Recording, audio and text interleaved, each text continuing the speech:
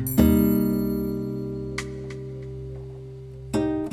days later, Jesus took with him Peter and James and his brother John and led them up a high mountain by themselves. And he was transfigured before them, and his face shone like the sun, and his clothes became dazzling white.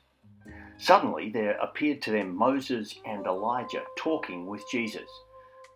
Then Peter said to Jesus, "Lord, it's good for us to be here. If you wish, I'll make 3 dwellings here, one for you, one for Moses, and one for Elijah."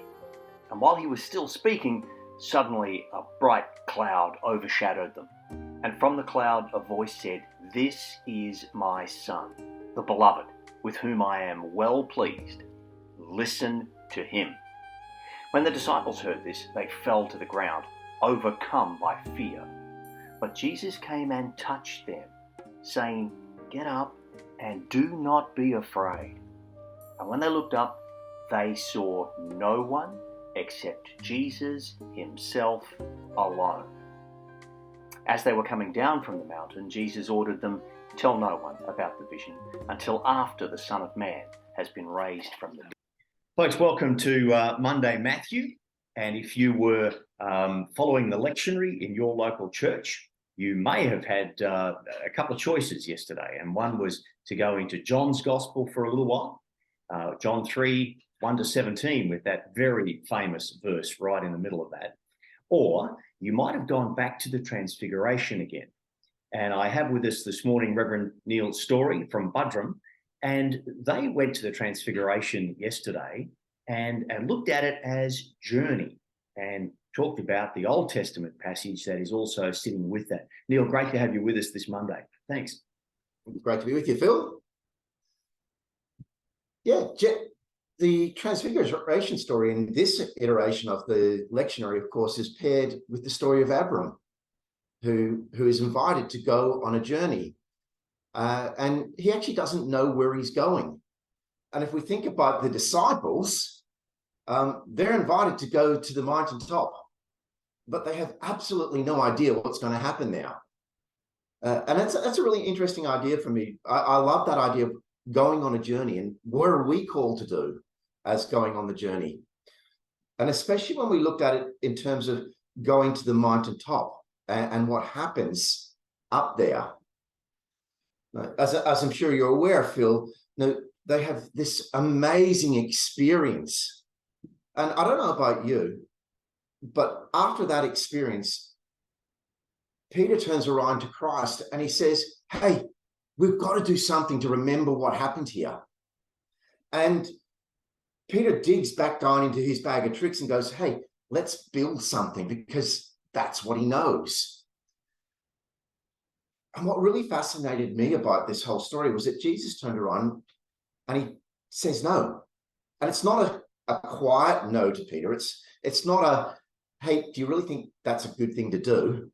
It's no. And why does he say that? Well, actually goes a little bit further than just saying no. He actually tells them, you can't tell anybody about this. But think about it, Phil. If you had the most amazing experience, that once in a millennium experience, what's the first thing you'd want to do? Yeah, I would want to tell somebody about it. And we often think that that's the most important thing, is for me to share my story about Jesus with others. And Jesus says, no, you don't need to do that right now. He says, wait until the Son of Man is raised. Now, I'm sure that must have confused the heck out of everybody that was there, because what do you mean raised? I'm sure that's one of those conversations where you have the conversation and someone just says something and you just go, "Yeah, I'm sure I heard that, but let's just pass over that bit." You kind of just nod and go, "Yeah, right. I really don't know what we're talking about, but I'll just keep nodding." Yeah. But I think the reason why Jesus said that to them is that, of course, this is pre-Easter. So they only know half the story. It's sort of like a comedian telling a joke and then not telling the punchline. Because if you don't know the punchline, how can you frame the rest of the joke? If you don't know the punchline, if you don't know the risen Christ, how can you build something before that?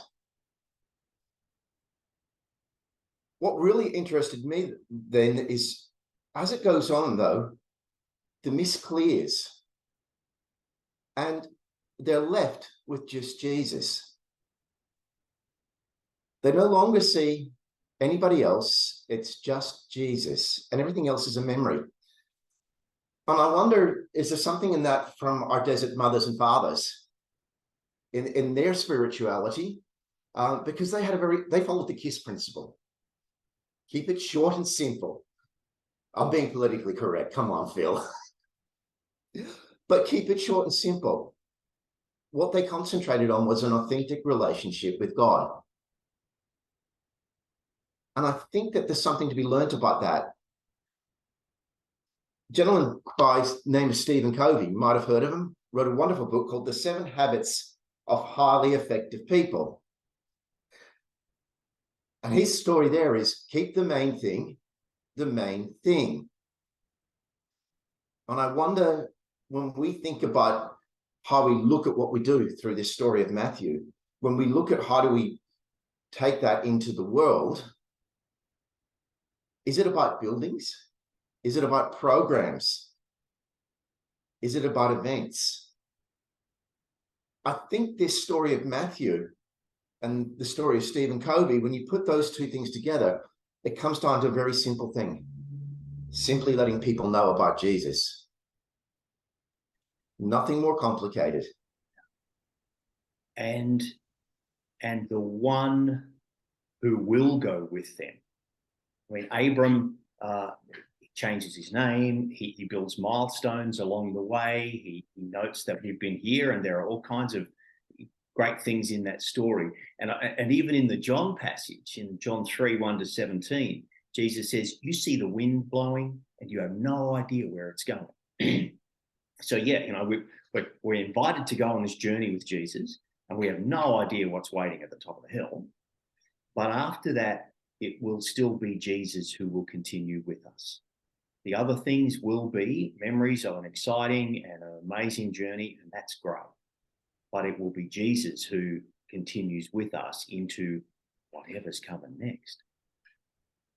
Yeah. And I think there's something else that we often miss about this story of the Transfiguration, is who Jesus is. Because when Jesus is baptized, God says, this is my son. And again, here in the Transfiguration story, it's very clearly stated, this is my son. And I think it's really important for the disciples to understand just who they're dealing with.